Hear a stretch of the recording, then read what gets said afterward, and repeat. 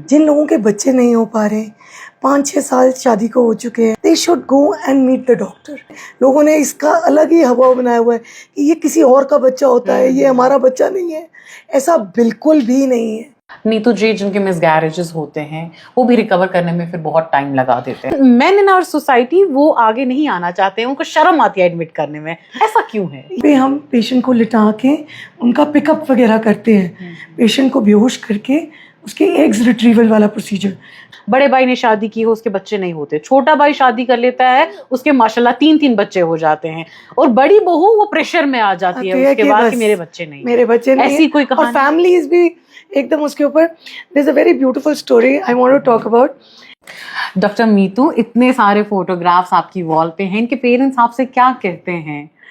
ये इतने डिप्रेस्ड और अपसेट होते हैं जब आते हैं। ये इलेक्ट्रॉन माइक्रोस्कोप है जिसमें जब वो एग निकलता है तो वो यहाँ अंदर दे देते हैं हम। तो वार्ड्स होना, लैब्स का एक्सेस होना, ये एक पेशेंट के लिए क्यों ज़रूरी? क्योंकि फार फ्लंग एरिया से भी लोग। क्या है आईवीएफ? क्यों कपल्स जब इस बारे में सोचते हैं वो सोच में ही पड़ जाते हैं, should we opt for it या नहीं करना चाहिए? क्यों इतना डिस्टर्बिंग माइंडसेट बन जाता है आईवीएफ को लेके? आई थिंक एक आईवीएफ एक हवा लोगों ने बनाया हुआ है। बेसिकली ये एक इलाज है। जिन लोगों के बच्चे नहीं हो पा रहे, 5-6 साल शादी को हो चुके हैं और वो कंसीव नहीं कर रहे, they should go and meet the doctor. और कारण पता करना चाहिए कि क्या प्रॉब्लम है, हस्बैंड में प्रॉब्लम है, वाइफ में प्रॉब्लम है, जिसमें भी प्रॉब्लम है उसके हिसाब से solution. IVF is just a simple treatment जिसमें हम इंजेक्शंस लगाते हैं, एग्स निकालते हैं, हस्बैंड के स्पर्म के साथ मिक्स करके बेबीज़ बनाते हैं और उसके बाद वो वाइफ कंसीव कर जाती है। ठीक है, लोगों ने इसका अलग ही हवा बनाया हुआ है कि ये किसी और का बच्चा होता है, ये हमारा बच्चा नहीं है। ऐसा बिल्कुल भी नहीं है। ये बिल्कुल आप ही का बच्चा है, आप ही के एग्स हैं, आप ही के स्पर्म। कोई प्रॉब्लम जो एज रिलेटेड है, या आपके अंडे नहीं बन रहे, या ज़रूरत से ज़्यादा बन रहे हैं जो पीसीओडी में, या आपकी ट्यूबें ब्लॉक हैं, या कोई एंडोमेट्रियोसिस है, इस टाइप की आपको कोई प्रॉब्लम है तो आपको आईवीएफ की ज़रूरत पड़ सकती है।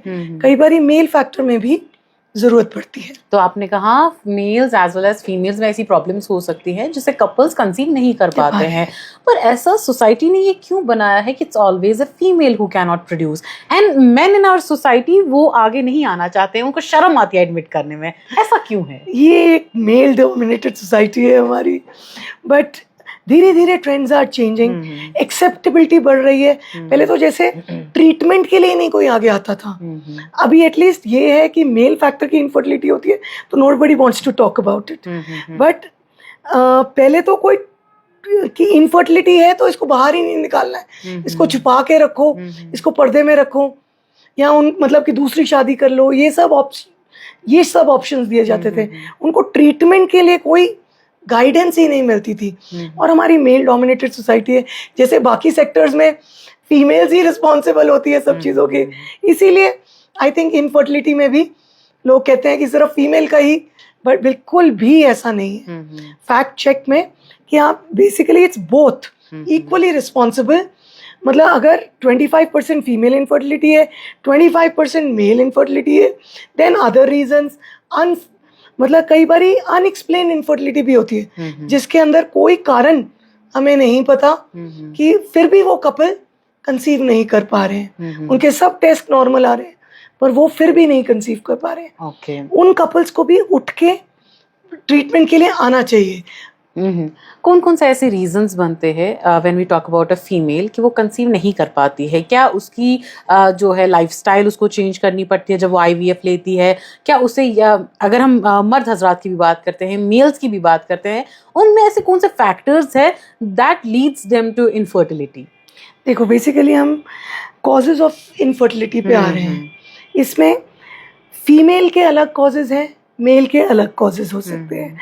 फीमेल इनफर्टिलिटी में कभी लेडीज़ की एज ज़्यादा है, लेट मैरिजेस हुई हैं, या फिर उनका AMH बहुत कम है, जो इधर बहुत देखा जाता है। बिकॉज यहाँ ना एक बीमारी है पर्टिकुलरली एंडोमेट्रियोसिस, जो बहुत कॉमन है, जिसकी वजह से उनकी लैप्रोस्कोपी हो रही है, सिस्ट रिमूवल हो रहा है, साथ साथ उनके जो नॉर्मल एग्स हैं वो भी रिमूव हो रहे हैं, जिसकी वजह से उनका AMH कम हो रहा है और उनके एग्स बनाने की कैपेसिटी धीरे धीरे कम होती जा रही है। ठीक है, ये हो गया। देन आपकी कहीं ट्यूब्स ब्लॉक हो, अगर किसी लेडी की दोनों ट्यूब्स ब्लॉक हैं, वो भी नहीं कंसीव कर पा रही है।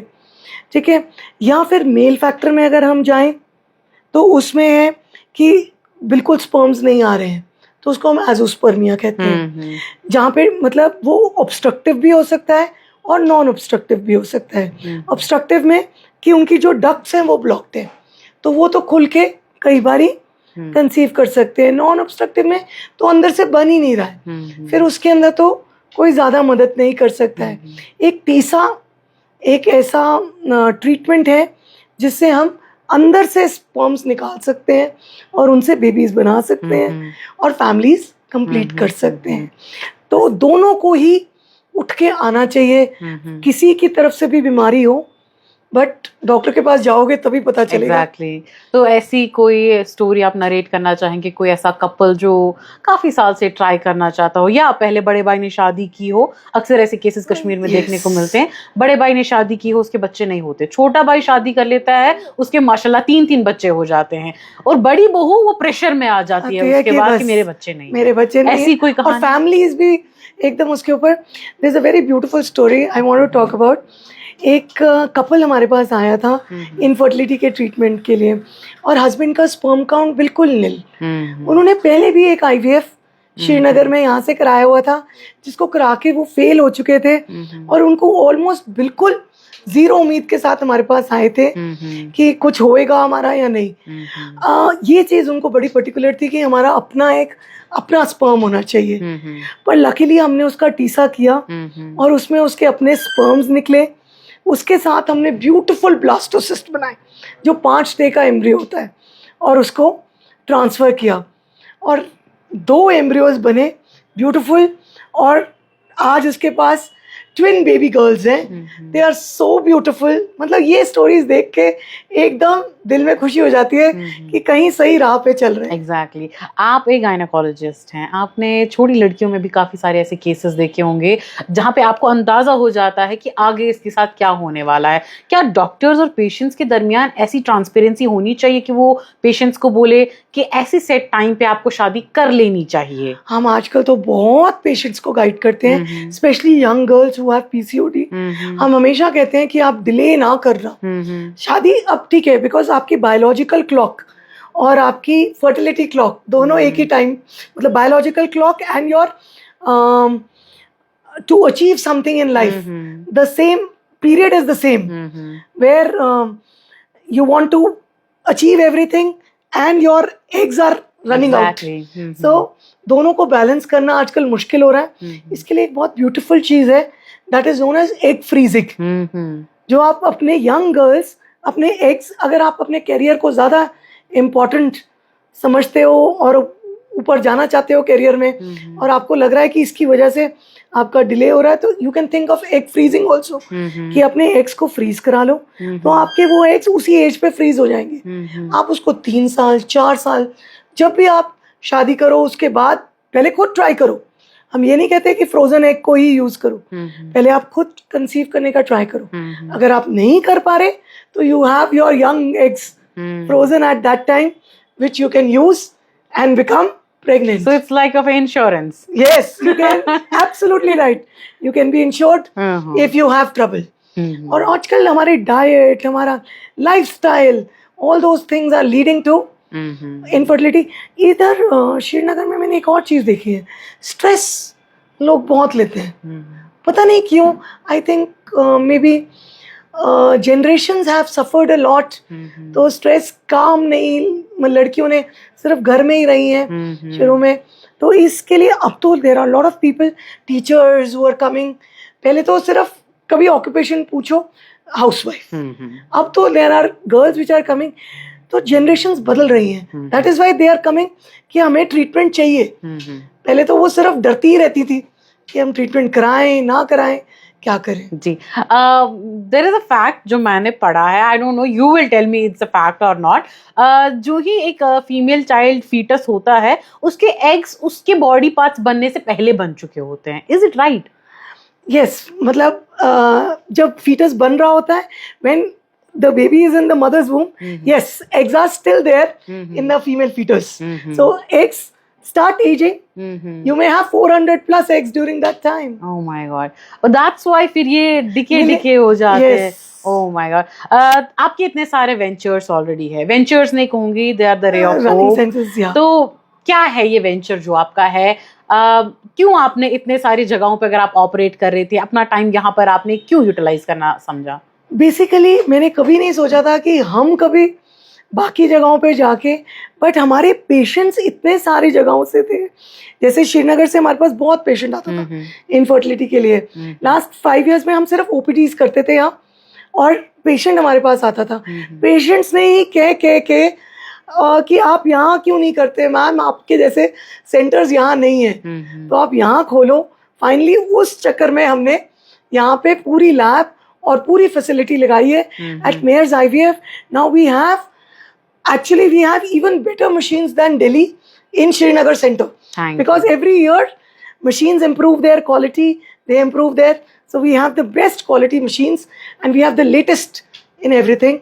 पूरी लैब हमारी फुली इक्विप्ड. डॉक्टर मीतू, इतने सारे फोटोग्राफ्स आपकी वॉल पे हैं, इनके पेरेंट्स आपसे क्या कहते हैं? ये इतने डिप्रेस्ड और अपसेट होते हैं जब आते हैं, almost they have lost hope.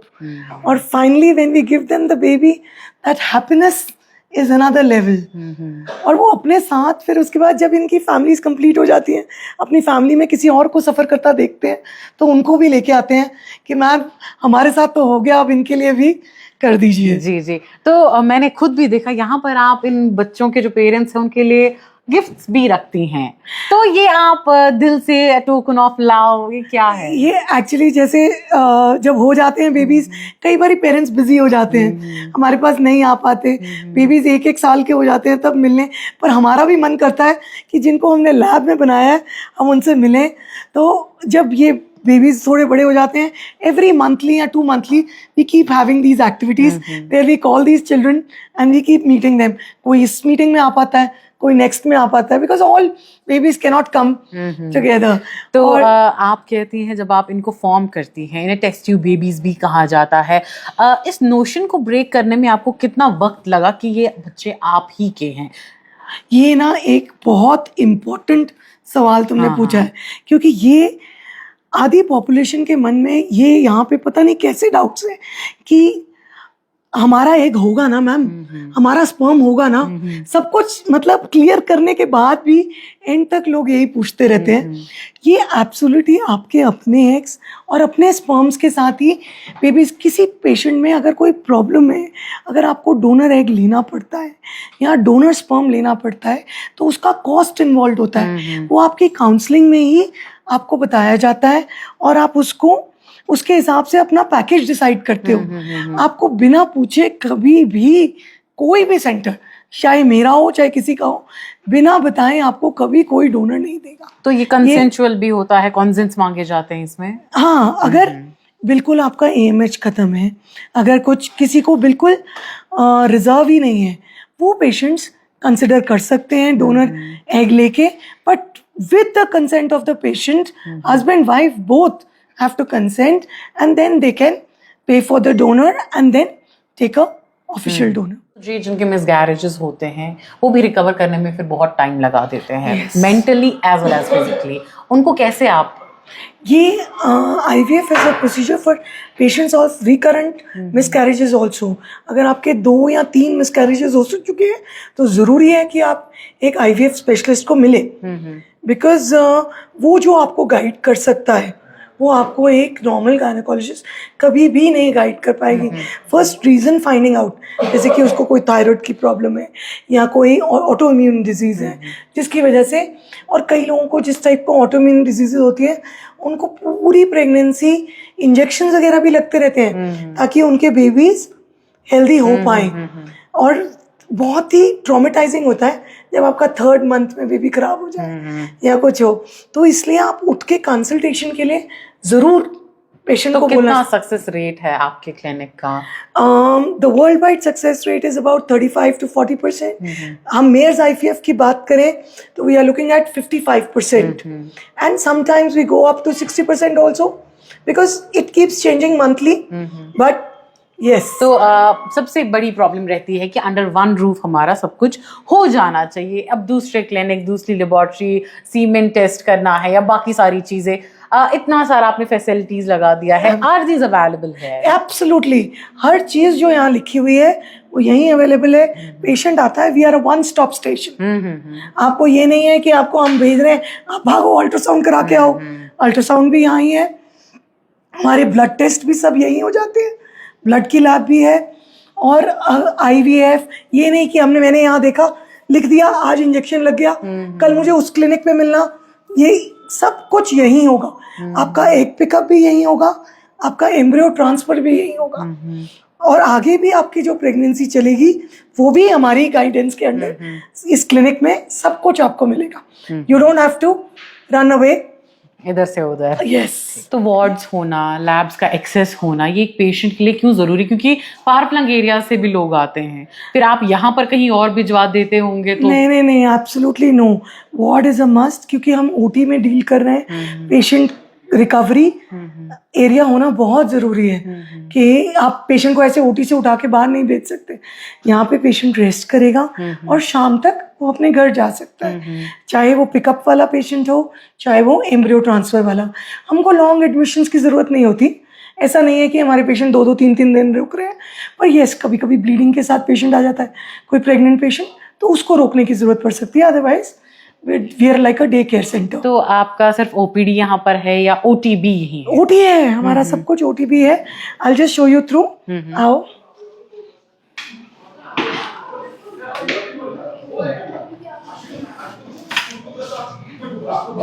अब ये हमारा सारा sterile area, you are entering the sterile zone. Okay. ये हमारा एक IVF OT है। तो ये OT टेबल, ये एनेस्थीसिया ट्रॉली, जहाँ पे हम पेशेंट को लिटा के उनका पिकअप वगैरह करते हैं, पेशेंट को बेहोश करके उसके एग्स रिट्रीवल वाला प्रोसीजर जो first part of the cycle होता है। कुछ लोग फ्रेश ट्रांसफर्स करते हैं, कुछ लोग फ्रीज ऑल करते हैं। मैं बिलीव करती हूँ कि फ्रीज करके हम थोड़ा सक्सेस रेट उसका इंक्रीज कर सकते हैं। तो ऐसा कोई शक व शुबा पेशेंट्स में कि कहाँ ले जा रहे हैं, या आप ब्रीफ कर लेते हैं उनको कहाँ जा रहे हैं आप, यहाँ पर आपके साथ ऐसे ऐसे होगा? नहीं, ये तो पहले ही हम जब प्रोसीजर स्टार्ट करने से पहले ही पूरा डेज का प्लान पेशेंट को सब पता होता है कि आज मेरा अल्ट्रासाउंड होना है, आज मेरा इंजेक्शन लगना है, अब मेरा OT प्रोसीजर के लिए मैं, और OT के लिए वो प्रिपरेशन करके आते हैं कि आपको सुबह कुछ नहीं पीना है, कुछ खाना नहीं है, कल रात 10 बजे के बाद आप कुछ खाओगे पियोगे नहीं, no makeup, no jewellery, no perfume, part prepare करके पेशेंट को पूरी इन्फॉर्मेशन होती है कि क्या हम उसके साथ करने वाले हैं। ऐसा नहीं, एंड रिटन कंसेंट्स होते हैं बाकायदा कि हम ये प्रोसीजर अपनी चॉइस से करा रहे हैं।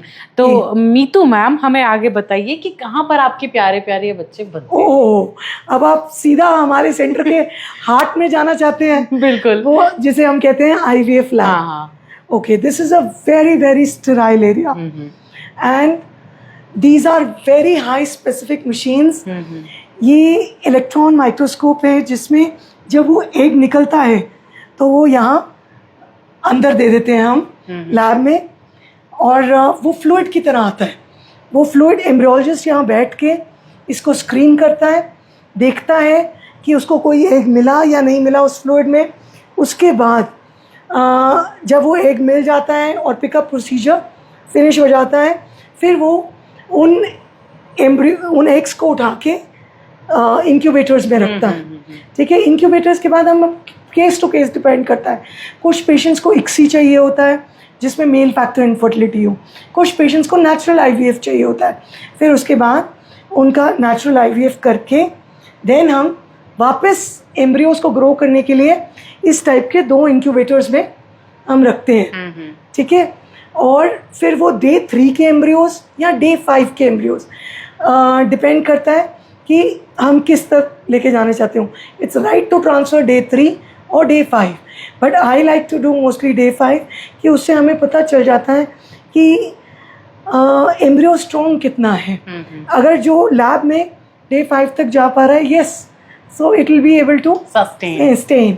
तो इम्प्लांट कहाँ पर करते हैं इन बच्चों को? Yes, वो जब एम्ब्रियोलॉजिस्ट ये एम्ब्रियोज बन जाते हैं, फिर उसके बाद इनको फ्रीज करके या फ्रीज कर दो या आपने फ्रेश ट्रांसफ़र करना है।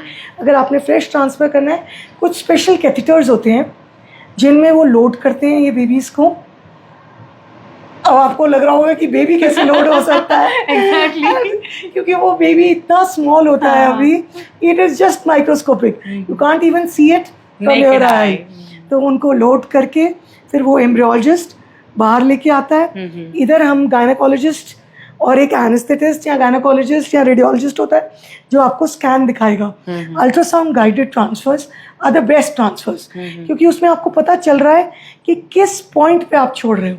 It should be just 1 centimeter from the fundus where you leave the embryo to get best results.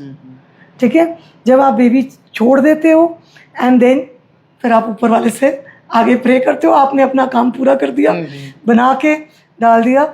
उसके बाद वो आगे प्रेगनेंसी आती है या नहीं आती, it depends upon your previous workup कि आपने किस टाइप का पेशेंट सेलेक्ट किया हुआ है, क्या क्या आपने उसके लिए किया हुआ है। तो क्या एज लिमिट है इसका कोई? Yes, the new guidelines have come 50 years for the female and 55 years for the mail.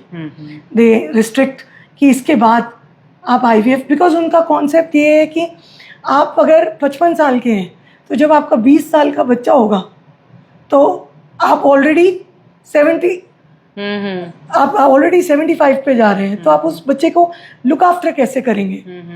तो इसलिए द गाइडलाइंस हैव कम 2021 से। पहले तो सब आपने पढ़ा भी होगा, 70 years पे भी लोग बच्चे कर रहे हैं। अब वो कॉन्सेप्ट्स चेंज हो रहे हैं।